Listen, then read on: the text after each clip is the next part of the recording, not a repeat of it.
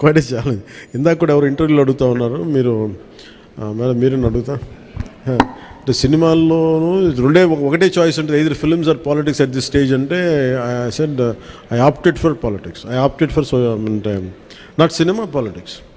So అందుకే నా priority పాలిటిక్సే, administration పెట్టి నాకంటూ కొంత టైం ఉన్నప్పుడు దాన్ని బట్టికే కేటాయించడం జరిగింది, అట్లా సాధించాను. ఏ సినిమాకి చేయని విధంగా ఫస్ట్ టైం ప్రమోషన్స్లో దిగారు మీరు. ఇది చాలా ప్రత్యేక పరిస్థితులు ఉన్నాయి సార్. నేను మామూలుగా అయితే పెద్ద చేయను. అంటే నా వల్ల నిర్మాతలు నష్టపోయారు. అది కూడా ఎలా నష్టపోయారు, ఒకటి కరోనా, రెండు న్యాచురల్ డిజాస్టర్, రెండు న్యాచురల్ డిజాస్టర్స్, ఇంకోటి man made disaster, administration disaster, ఇక్కడ పొలిటికల్ ఇది ఇక్కడ. సో మూడింటికి నిర్మాతలు బలైపోయారు. సో దానికి నేను ఒక నైతిక బాధ్యత వహించి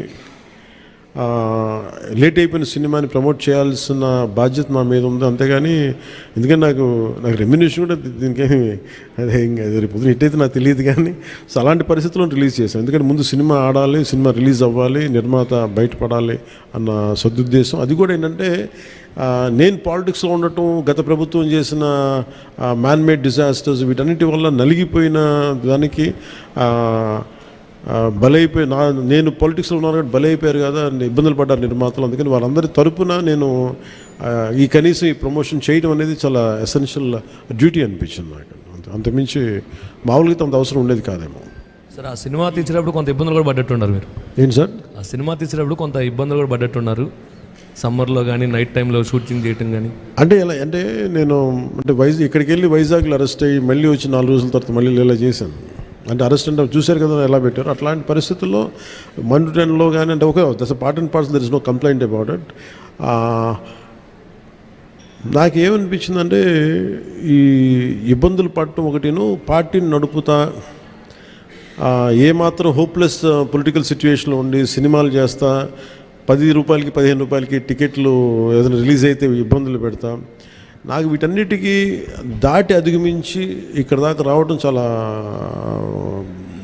పెద్ద విజయం అనిపించింది. అంటే అన్నీ ఆర్గానిక్ ఉంటాయి కదండి, ఏదన్నా సహజంగా ఉంటాయి, కొన్ని ఇబ్బందులు ఉంటాయి, జరుగుతూ ఉంటాయి. అంటే నాకేంటంటే నేను సినిమాని ఇప్పుడు నేను ఇప్పుడు మనం చాలాసార్లు నేను ప్రతి సభలో కూడా చెప్తాను, ప్రతి చిన్న పనికి కూడా ఒక చిన్నపాటి యుద్ధమే చేయాల్సి వస్తుంది.